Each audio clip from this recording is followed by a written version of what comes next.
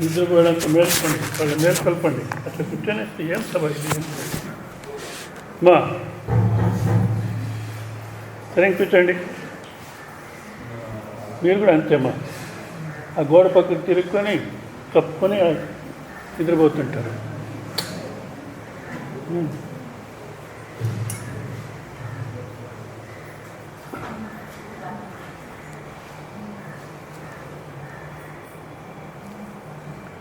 జై జై గోవింద జయ హరి గోవింద, జై జై గోవింద జయ హరి గోవింద, జై జై గోవింద జయ హరి గోవింద, జై జై గోవింద జయ హరి గోవింద, జై జై గోవింద జయ హరి గోవింద.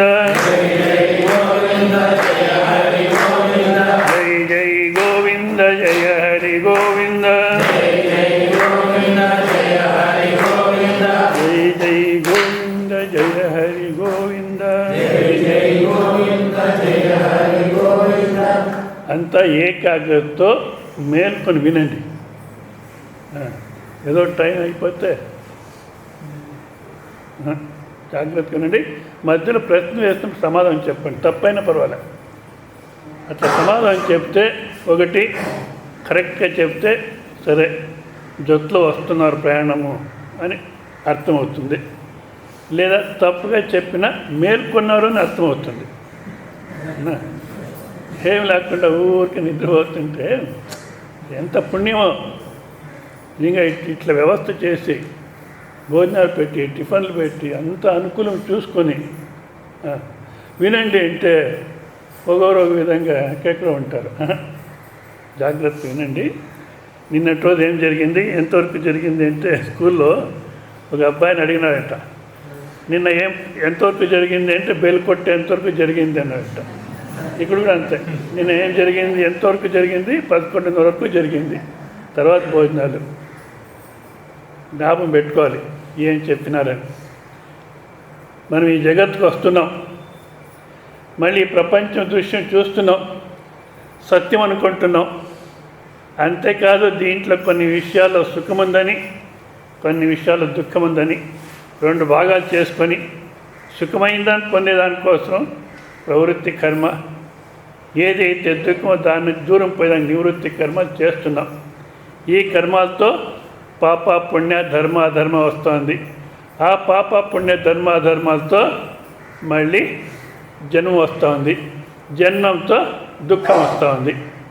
ఇట్లా జీవనం చేస్తున్నాం అవునా.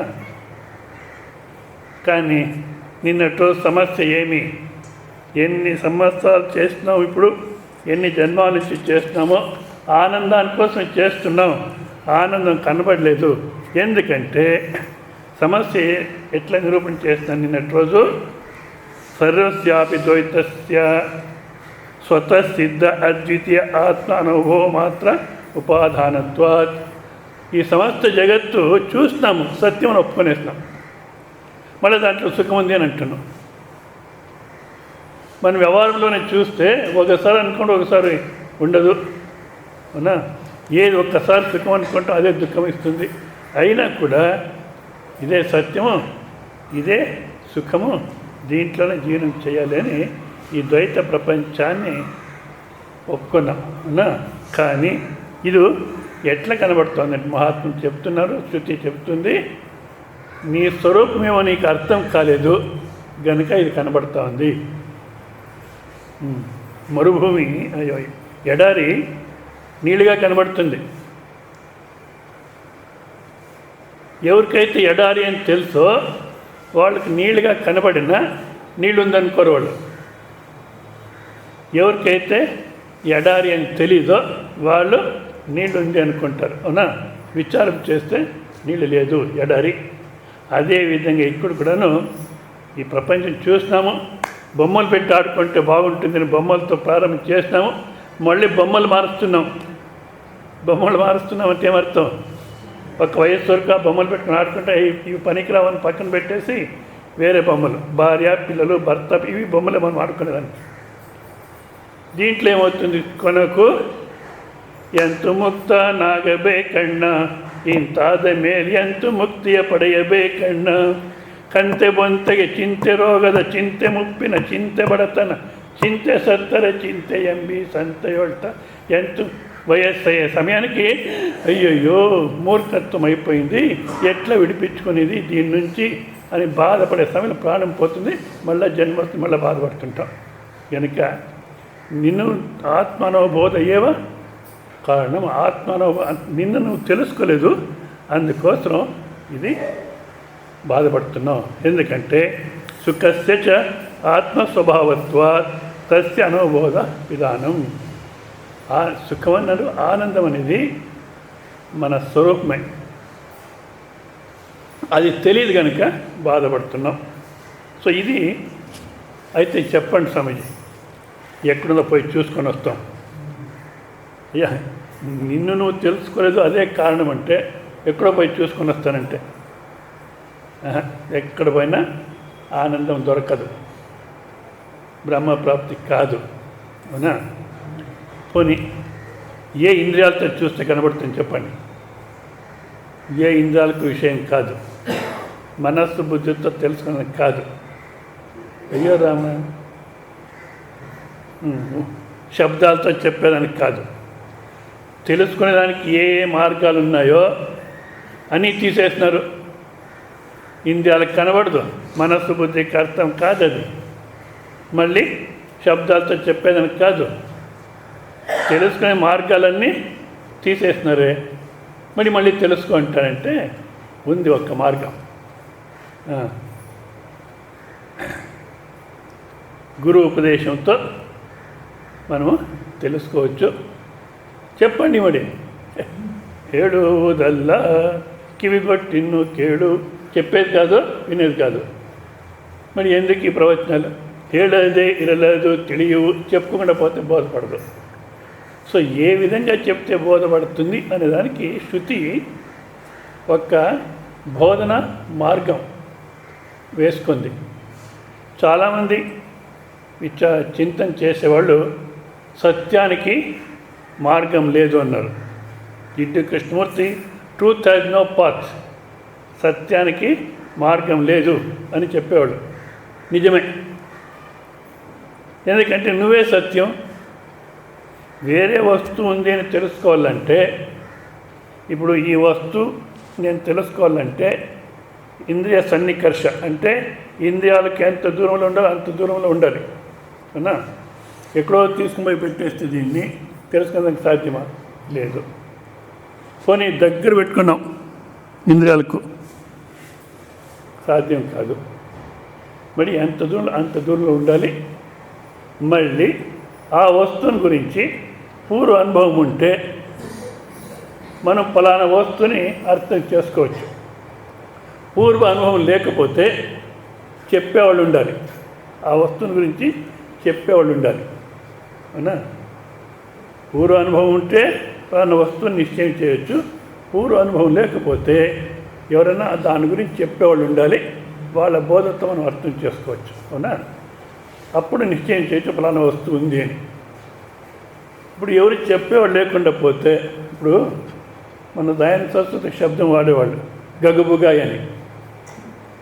గగబుగాయ్ అన్నాను అనుకోండి, ఏమట్లంటే అర్థమైంది మీకు?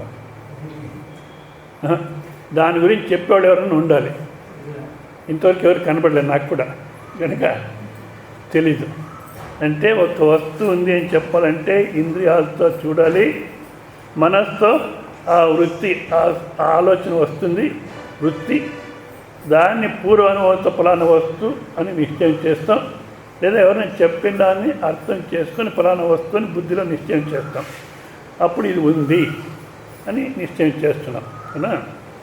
అదేవిధంగా ఆత్మస్వరూపాన్ని తెలుసుకొని, ఆత్మ అంటే నేను సామాన్యమైన అర్థం వినబడుతుందా?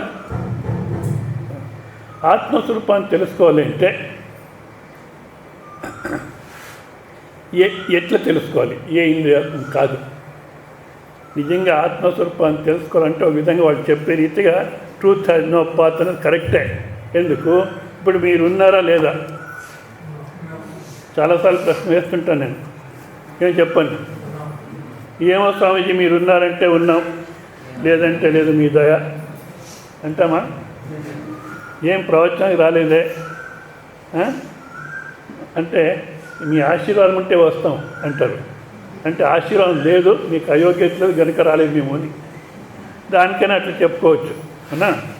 ఇప్పుడు నేను ఉన్నాను అనే దానికి ఏదో మీ ఆశీర్వాదం ఉంటే ఉంటాను, లేకపోతే లేదంటామా? ఉన్నాను, ఇది స్వతः సిద్ధం. కనుక నన్ను నేను తెలుసుకోవాలంటే ఏ ప్రమాణం అవసరం లేదు, ఉన్న దాంట్లో సందేహం లేదు. కానీ ఏ విధంగా ఉన్నాను అనే దాంట్లో సందేహం ఉంది. కనుక ఏ విధంగా నువ్వు అనుకుంటున్నావో అదేది నువ్వు కాదు అని తీసేసి నువ్వే విధంగా ఉన్నావో ఆ విధంగా నేను వదిలేసానికి శృతి దానికి కూడా తెలుసు అవసరం లేదు మార్గం అని. కానీ లేని మార్గాన్ని కల్పన చేసుకుని మన కోసం ఉపదేశం చేస్తుంది. దాన్ని అధ్యారోపవాదాభ్యాం నిష్ప్రపంచం ప్రపంచతే, అధ్యారోపవాద మార్గంతో చెప్పబడుతుంది. అది ఉపదేశ క్రమం.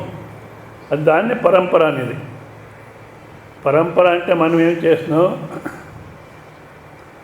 అదే ఏరో గురువు ఉంటారు అవునా, ఆయనకు వయస్సు అయింది, ఆశ్రమం ఎవరికి పోతుందో అనే సమస్య వచ్చింది. గృహస్థ జీవితంలో ఉంటే పిల్లలు లేక, అది భారతదేశంలో ఈ సమస్య, వేరే దేశాల్లో లేదు. నిజంగా నాకు అట్లుంటేనే బాగుంటుంది అనిపిస్తుంది. ఎందుకు ఇక్కడ సత్యంతో పిల్లల కోసం ఆస్తి చేసి చేసి చేసి మళ్ళీ ఇంకో జన్మానికి పోతారు. పిల్లలకు ఆస్తి చేయాల్సిన అవసరం లేదంటే ఒక్క స్టేజ్లో ఆగిపోతుంది. మనం అట్లా లేదు, వాళ్ళ కోసం చేస్తుంటాము. సరే, పిల్లలు లేకుండా పోతే నా ఆస్తి ఎవరికి పోతుందో అనే సమస్య. అదేవిధంగా సన్యాసి జీవితంలో ఆశ్రమం చేసుకొని ఉంటారు, వయస్సు అవుతుంది పీఠాధిపతికి. ఇప్పుడు ఏం చేయాలి, నా ఆస్తి ఎవరికి పోతున్నాము? ఎవరికన్నా పోని, సమస్తం బ్రహ్మస్వరూపం ఏంటావు, ఎవరికన్నా పోనీ, ఎవరికి పోయినా బ్రహ్మకు పోయినట్టే, అట్లా కుదరదు అని ఒక శిష్యుని చేసుకొని ఆయనకి హ్యాండ్ ఓవర్ చేస్తారు. ఇప్పుడు కాలంలో అయితే, పూర్వంలో అట్లా ఉండేది కాదేమో, ఇప్పుడు కాలంలో అయితే ఎవరికి హ్యాండ్ ఓవర్ చేయాలంటే మా అక్క కొడుకు ఒకడు ఉన్నాడు, మా చిన్న ఆయన కొడుకు ఒకడు ఉన్నాడు, అన్ఎంప్లాయిడ్ అని వాడిని ఇట్లేదో చేస్తారు. ఇది కాదు పరంపర. ఈ బోధన క్రమం ఏదుందో ఇదే పరంపర. దీంట్లో అధ్యారోపవాద న్యాయంతో ఉపదేశం జరుగుతుంది అంటారు. అదే శంకరాచార్యులు కూడా అన్నారట. తథా సంప్రదాయ విధాం వచనం అధ్యారోపవాదాభ్యాం నిష్ప్రపంచం ప్రపంచతే. సాంప్రదాయకమైన వాక్యం అధ్యారోపవాదంతో దేన్నైతే వివరణ చేసేదానికి కాదో, బోధ చేసేదానికి కాదో దాన్ని బోధ చేస్తారు. కనుక మరి అధ్యారోప అంటే ఏమి, అపవాదం అంటే ఏమి అనేదాన్ని మనం కొంచెం వివేచించాలి. దీనికి మనం ఏం అవిద్యలో ఏమేమి సత్యం అనుకున్నామో దాన్ని వెంటనే సత్యం కాదు అని అట్లా తీసేయరు. శిష్యుడు ఏ స్థాయిలో ఉన్నాడో ఆ స్థాయికి వచ్చి ఆయన ఏమేమి ఉంది అనుకున్నాడో దాన్ని ఒప్పుకొని ఉన్నతమైన తత్తును ఆరోపణ చేసి నువ్వు అనుకుని తప్పు అని ఆయనకి అర్థం కావాలి, అట్లా తీసేస్తారు. స్వామి రామతీర్థ ఓ దృష్టాంతం ఇస్తారు. బోధనాక్రమం ఎట్లుంది అంటే, బోధనాక్రమం ఎట్లుంది అనే దానికి ఒక దృష్టాంతం ఇస్తారు. ఒకరింట్లో ఒక చిన్న అబ్బాయి, ఇప్పుడు కాలంలో అయితే గవర్నమెంట్కు జనాలను చూస్తే భయం, నెక్స్ట్ ఓటేస్తారో లేదని. మళ్ళీ తల్లిదండ్రులకు పిల్లల్ని చూస్తే భయం. ఎందుకు, ఏం గలాట్ చేస్తారో, ఎట్లా తయారవుతారో, ఏమో ఉండేది ఒకటో రెండో ఏమవుతారో అని. శిష్యులకు కాదు, గురువులకు శిష్యులు చూస్తే భయం, ఎక్కడ వెళ్ళిపోతారో ఏమో అని. ఇట్లా మారిపోయింది అంతా.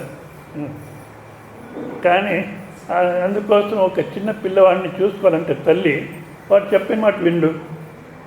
అందుకేం చేసేది, ఎప్పుడూ ఏమన్నా వాడు అడిగితే వంటింట్లో జయం ఉంది, అది ఆ కాలంలో చెప్పేవాడు ఆమె. ఈ కాలంలో అయితే నువ్వే జయం అనేస్తారు పిల్లలు. వంటింట్లో జయం ఉంది, ఇప్పుడు పోతే పట్టుకుంటుంది, నువ్వు స్కూల్కి పోయిరా, తర్వాత నేను అదేం అడిగినావో ఆ తిండి తీసి పెట్టి తింటాను, అప్పుడు తినొచ్చు అని అట్లా బోధ చేసేది. ఎప్పుడు అట్లే చెప్పి అబ్బాయికి ఏమైంది, వంటింట్లో దయ్యం ఉంది అనేది వచ్చేసింది. ఎప్పుడు వంటింటి పోయేవాడే కాదు. వాళ్ళ తండ్రి పోరా ఒక గ్లాస్ తీసుకున్న లోపల, నేను పోనప్పా దయ్యం ఉందట. దయ్యం కాదురా ఉండేది, మీ అమ్మ ఉండేది, పోయిరా. లేదు అమ్మ చెప్పింది దయ్యం ఉందని నేను పోను. తండ్రి యోచించేసి ఇంత చిన్న వయస్సులో ఇట్లా భయంతో పెంచితే లాభం లేదు, ఏమన్నా చేసి నీకు భయం తీసేయాలి అని ఏం చేశాడు. వాడు స్కూల్కి పోయినప్పుడు ఒక దిండు తీసుకొని స్వామి రామచరిత్ర ఇట్లా నిరూపణ చేస్తారు. ఆ దిండుకు కన్ను ముక్కు అంతా రాసి వంటింట్లో మూల పెట్టింటాడు. ఆ అబ్బాయి వస్తే పో గ్లాస్ తీసుకొని రా పో అంటే, నేను పోనప్ప దయ్యం ఉంది. దయ్యాని కోసం మనము ఎన్ని సంవత్సరాలు ఈ ఇంట్లో భయపడేది. నువ్వు ఒక కర్ర తీసుకో, నేను ఒక కర్ర తీసుకుంటాను, ఒకవేళ దయ్యం ఉంటే మనము కొట్టి బయట పారేస్తాం అంటే వానికి కూడా చాలా ఉత్సాహం వస్తుంది. కర్ర తీసుకున్నాడు, తండ్రి కూడా కర్ర తీసుకున్నాడు, లోపలికి పోయినారు. చూడు అమ్మూల్లో ఉంది దయ్యం ఉంది అన్నాడు తండ్రి. ఈయనకి తెలుసు కదా, లేదండి. సరే 4 దెబ్బలు కొట్టినాడు. నీ దెబ్బకి అది చనిపోయింది, దిండు ఆకారంలో పోయింది, అది తీసి బయట వేసేస్తాము అని బయట వేస్తున్నారు. ఆ రోజు నుంచి ధైర్యంగా లోపలిపోతున్నాడు. దయ్యం లేదు అక్కడ. ఇప్పుడు నిజంగా దయ్యం ఉంది అని ఒప్పుకున్నప్పుడు ఆ తండ్రి దృష్టిలో దయ్యం ఉందా? మరి ఎందుకు ఒప్పుకున్నాడు? లేకపోయినా ఎందుకు ఒప్పుకున్నాడు అంటే, ఆ భయం తీసివేసే దానికోసం ముందు వాడిని ఒప్పుకుంటే తర్వాత అర్థమవుతుంది అని ఆ దయ్యాన్ని ఉన్నట్టు ఒప్పుకొని నిజంగా కొట్టి బయట పారేస్తున్నారు. ఆ దయ్యాన్ని లేదు, ఏదో ఒక కొట్టి పారేసినట్టు ఒక నటన చేసి మొత్తం ఆ భయాన్ని తీసేస్తున్నారు. అదేవిధంగా మనకును ఈ సంసార భయం ఏదుందో, ఈ సంసారం భార్య పిల్లలు భర్త పిల్లల సంసారం, మళ్ళీ ఇంకొక సంసారం అంటే పునః జననవు పునః మరణ పునః తాయియ గర్భదివ, ఈ జన్మ మరణ అనేటువంటి ఈ సంసారం ఏదుందో దీన్ని తీసేసి దానికోసం ముందు మనం ఏమేమి అనుకున్నామో దాన్ని శృతి ఒప్పుకుంటుంది. దాన్ని అంటున్నారు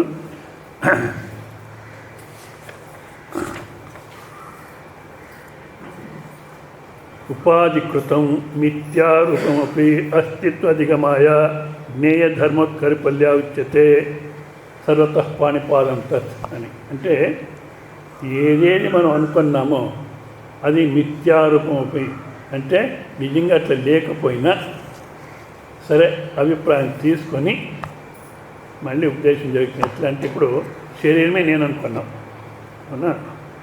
ఒప్పుకుంటుంది, సరేప్ప శరీరం నువ్వా కూర్చో అని కూర్చోబెట్టి ఇదం శరీరం కౌంతేయ క్షేత్రమిత్యవిధీయతే ఏతద్యో వేతి తం ప్రాహు క్షేత్రజ్ఞ ఇది తద్విద. నేనే శరీరము అనేదాన్ని ఒప్పుకొని ఒకసారి చూసుకో, శరీరమే నేను అంటున్నావు. అయ్యా ఏం ఆడుకుంటున్నావు అక్కడ? వినండి, ఎక్కడ పోకూడదు, మనసు అంత సులభం కాదు. శరీరమే నేను అంటున్నావు, మొత్తం నీ శరీరం నీకు తెలుసా తెలీదా? ఏతద్యో వేత్తి, అంగుష్టం నుంచి నెత్తి వరకు నీ శరీరం నీకు బాగా తెలుసు. వేరే వాళ్ళ శరీరం ఎంత బాగా చూస్తున్నావో దానికన్నా బాగా నీ శరీరం నువ్వు చూస్తున్నావు. నేను చెప్పాను కదా, వేరే వాళ్ళ శరీరంలో పళ్ళు నొప్పి ఉంది, నీకు నొప్పి కనబడుతుందా? వేరే వాళ్ళ శరీరంలో వీపు నొప్పి ఉంది, నీకు కనబడుతుందా? లేదు. నీ శరీరంలోనే పళ్ళు నొప్పి ఉంటే కనబడుతుందా లేదా? ఎట్లా ఏమన్నా పళ్ళు మళ్ళీ లోపల చూసుకుంటావు కంటితో? లేదు, తెలుసు. ఎట్లా అయ్యో నా నొప్పిన డాక్టర్ దగ్గర పోయినారనుకోండి, నీకేం నొప్పి లేదు అంటే ఈ డాక్టర్ పనికిరాడు, ఎందుకంటే నా నొప్పి నాకు తెలుసు, ఇంకేం తెలుసు,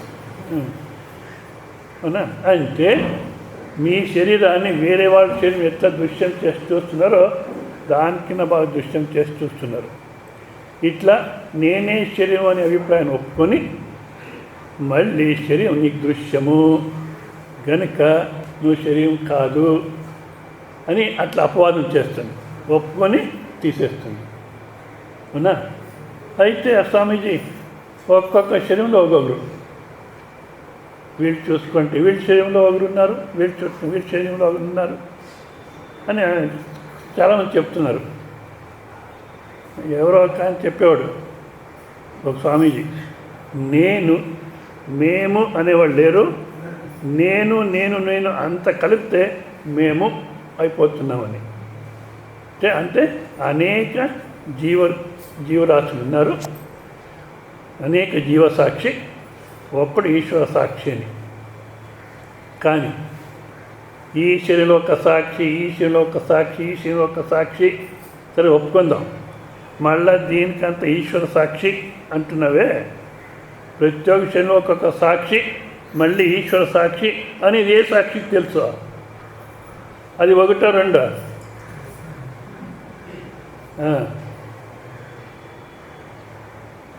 అని మనం అనుకున్నది ఒప్పుకొని మళ్ళీ ఇట్లా ఉపదేశం చేసి మనం అనుకున్న తప్పు అని ఏది తీసేస్తుందో అది అపవాదం, అధ్యారోప అపవాదం. ఇది ఈ బోధనాక్రమంలో చెప్తుంటారు కనుక మనం వినేవాళ్ళు అట్లే వినాలి. ఏది మన అభిప్రాయం తీసుకున్నారు, ఏది తీసేస్తున్నారు, ఏది ఉపదేశం చేస్తున్నారు అనేది. అందుకే దీన్ని ఇంకొక దీంట్లో విధంగా కూడా చెప్తుంటారు.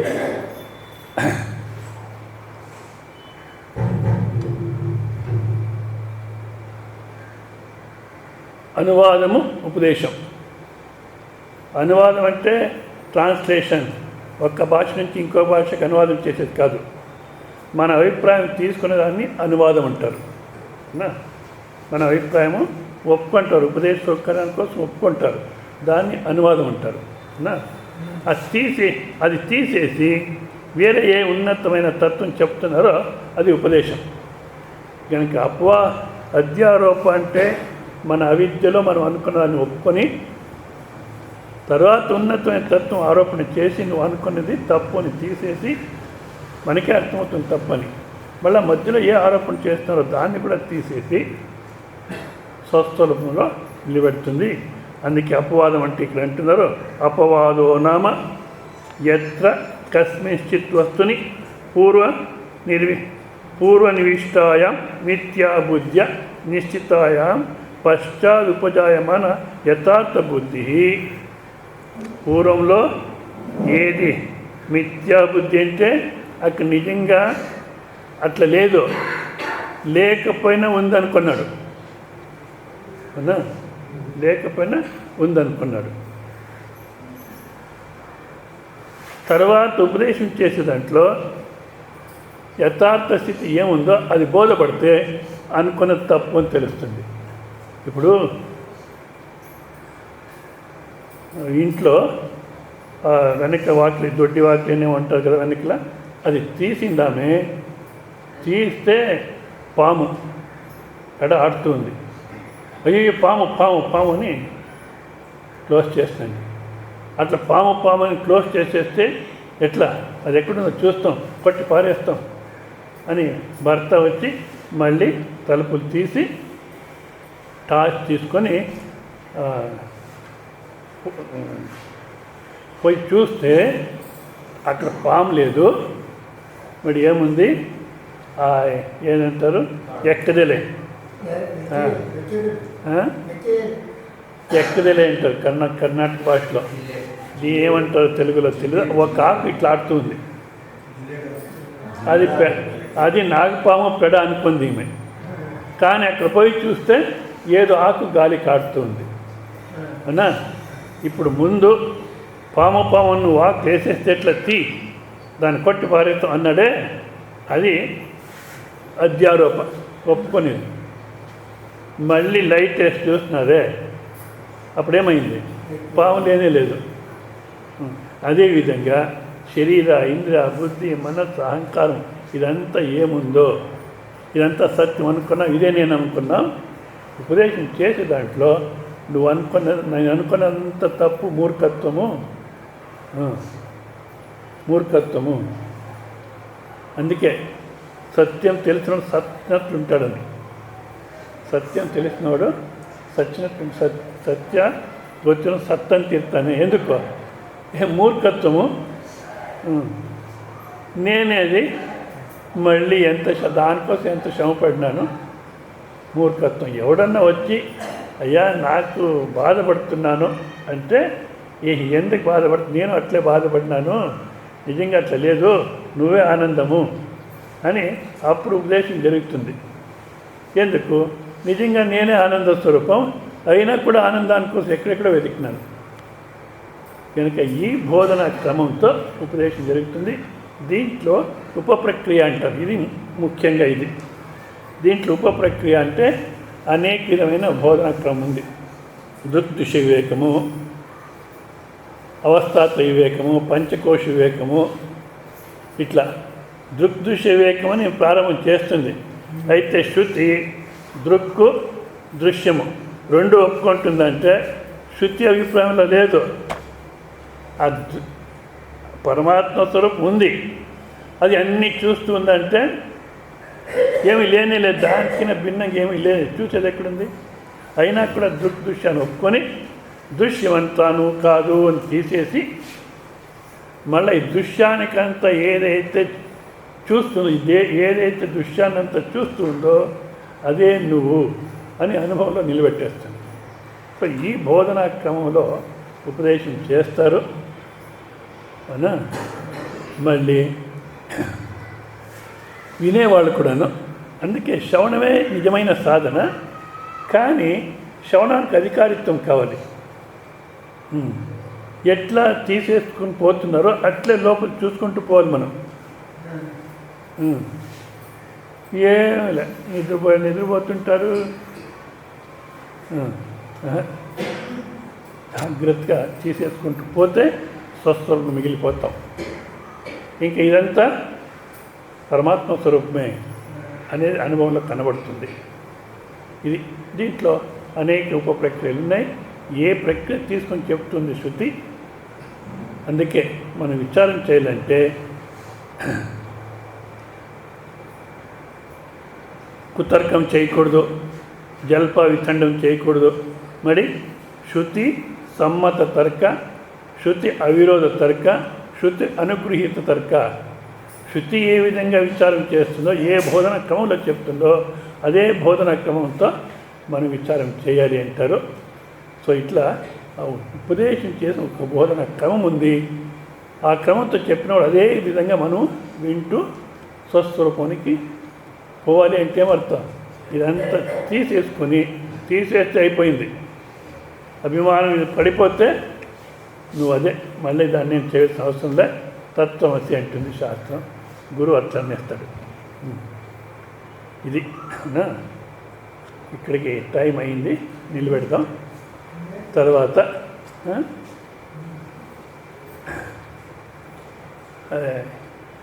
ఈ బోధ పడుతుందో పట్టదో అది పక్కన పెట్టేసేయండి. అవునా? ఈ సంత తుకారాము, సమర్థ రామదాసు వీళ్ళిద్దరూ ఒకసారి జట్లో ఉన్నారట. కానీ ఒకరికొకరికి ఏం మాట్లాడలేదు.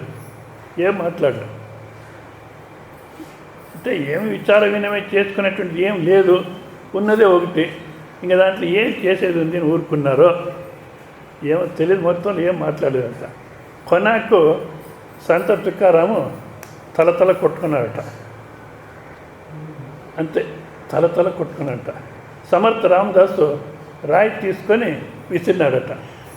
అంతే, వాళ్ళిద్దరి మధ్యలో జరిగింది. ఏం ఇట్లా చేసినారు, ఏమో మాట్లాడతాను అనుకుంటే ఏం లేదా, ఇది రెండే జరిగింది అని ఎవరు అడిగినారంట సమర్థ రామదాస్ దగ్గర.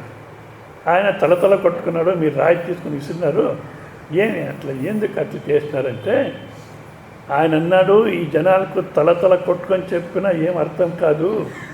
ఎందుకంటే చాలా బాధపడినారు మహాత్ములు చెప్పాలంటే. ఎందుకు అట్లా అన్నాడంటే 30 సంవత్సరాలు సంత తుకారం ఉపదేశం చేశాడట అదే జనాలకు కంటిన్యూస్గా. కొనాకి ఎంత మాత్రం అర్థమైందో చూస్తామని ఒకసారి వైకుంఠానికి పిలుచుకొని పోతాను రాండి అన్నారట.